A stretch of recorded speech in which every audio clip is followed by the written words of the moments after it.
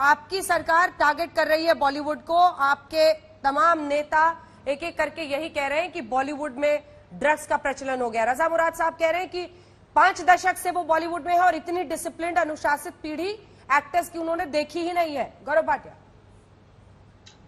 देखिए अंजना जी, रजा मुराद जी बड़े ही सम्मानित कलाकार हैं, लेकिन वहीं से शुरुआत करते हैं जहां से पार्लियामेंट में भी शोर मचा। जिस थाली में खाते हो उसी थाली में छेद करते हो। तो मैं ये कहूंगा कि इनके लिए बॉलीवुड थाली है, लेकिन पूरे देश को जो देश की रसोई है ना, उसकी चिंता है। और अगर कुछ गलत हो रहा है उसको उजागर करने के लिए बहुत साहस चाहिए। और रजा मुराद जी ने तो बहुत अच्छी बात कही, मैं उसी को आगे बढ़ाऊंगा कि बॉलीवुड पे हम सबको नाज है, लेकिन बॉलीवुड भी कानून से ऊपर नहीं है। अगर कोई गलत करता है तो बिल्कुल उस पे कानूनी कार्रवाई होनी चाहिए। और ये बात भी जग जाहिर है कि कुछ लोग हैं बॉलीवुड में जो ड्रग का सेवन करते हैं। और 2 और बड़ी चिंताओं की बात हुई है। सबसे पहले, क्यों नहीं ऐसा होता कि बॉलीवुड के अंदर से आवाज आए? ड्रग एब्यूज एक है, दूसरा नेपोटिज्म, परिवारवाद की बात करी। जो जुझारू कलाकार हैं, छोटे घरों से आते हैं, छोटे चेहरों से आते हैं, उनके साथ भेदभाव क्यों हो? सब नहीं करते होंगे लेकिन होता है। और तीसरी बात, कास्टिंग काउच, जो शोषण वहां पे होता है, इसके बारे में हम सब ने सुना है। और मुझे तो अच्छा ये लगेगा कि इसको गटर कोई नहीं कह रहा। गटर तो उन लोगों ने बनाया है जिन्होंने ड्रग एब्यूज को आज तक क्वेश्चन नहीं किया। उसने बनाया है जिसने महिलाओं का शोषण होने दिया। उसने बनाया है जिसने परिवारवाद को आगे बढ़ाया। और एक उदाहरण रजा साहब से एक जवाब मुझे इस पर लेने दीजिए। रजा साहब, क्या कोई सिरे से नकार सकता है कि कास्टिंग काउच, ड्रग्स, इस तरह की चीजें नहीं है इंडस्ट्री में? क्या कोई भी सिरे से खारिज कर सकता है? एक छोटा सा जवाब इस पर। नहीं, देखिए, मैं ये कहूंगा ब्लैक शीप्स हैं हमारे यहां।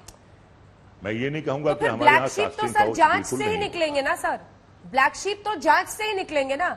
फिर जब कोई सांसद जांच की बात करता है, जांच के लिए कौन? नहीं, पर जया जी ने कहा ना कि ये लोग ऐसी बात कर रहे हैं। जया जी ने बीते दिन कहा कि रवि किशन है, उन्होंने नाम नहीं लिया, लेकिन उन्होंने कहा कि ये स्वीपिंग स्टेटमेंट है, बॉलीवुड को बदनाम किया जा रहा है। ये बदनामी की बात क्यों हो गई? इसको पर्सनली लेने की जरूरत क्या है? देखिए, मेरी बात सुनिए। अगर जांच करना है तो बिल्कुल आप कर सकते हैं, बिल्कुल आप आगे आ सकते हैं। मैंने जैसा कि आपसे पहले कहा, ड्रग एडिक्शन भी है, लेकिन वो बराए नाम है।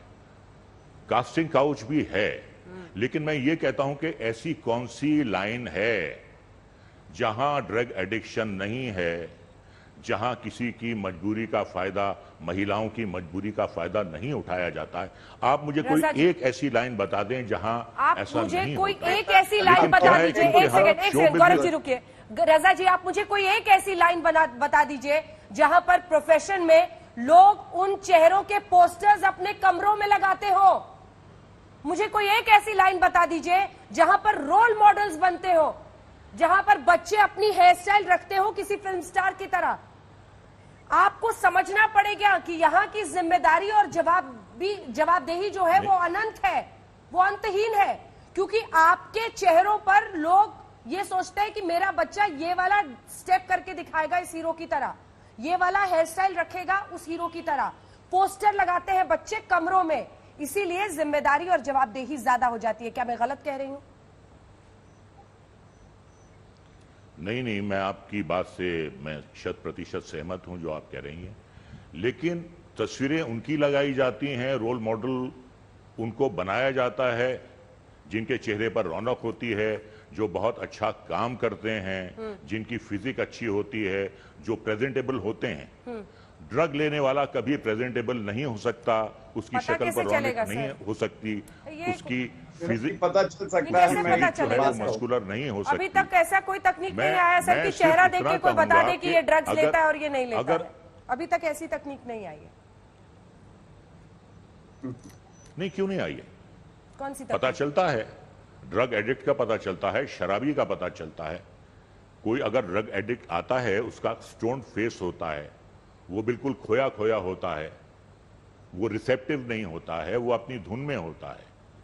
तो ऐसा नहीं है। सर माफ आपको कीजिएगा, अभी मैं आप ये कहता सबूतों हूं की बात कि कर रहे थे। मैं फिर अपनी बात, अगर कोई किसी के चेहरे और हाव भाव पर कहने लगे कि ये ड्रग्स लेता है, तब तो फिर हर कोई किसी पर भी इल्जाम लगा देगा। अभी आप कह रहे थे सबूतों के आधार पर ही किसी पर भी इल्जाम लगना चाहिए, अब आप कह रहे हैं देखिए, चेहरे को मेरी देखकर ही बात पता सुनिए, चल जाता है। मेरी बात सुनिए, कॉन्ट्रडिक्शन है। यही एक सबसे बड़ा सबूत है कि बंदा मेंटली एजाइल है, वो अपने डायलॉग जो है बहुत अच्छे तरीके से डिलीवर करता नहीं, है, नहीं।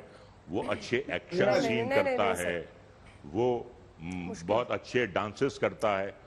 ये कोई भी नशेड़ी इंसान ऐसा नहीं कर सकता। आप अगर पूरी इंडस्ट्री को लपेट रही हैं इसमें, तो मैं बिल्कुल आपसे सहमत नहीं हूं, और मैं आपकी बात जो है मैं सिरे से नकारता हूं। ठीक, होंगे कुछ लोग, मैं ये नहीं कह रहा हूं कि बिल्कुल नहीं है, हम भी लेकिन वही जो कह फ्रंट रहे हैं। लाइनर्स हैं, जो हम भी 10 वही कह टॉप रहे हैं, सर। एक्टर्स हैं, हाँ, हम जो भी वही 10 कह रहे टॉप एक्टर्स, जी कुछ लोग होंगे, हम भी वही कह रहे हैं कि कुछ लोग होंगे।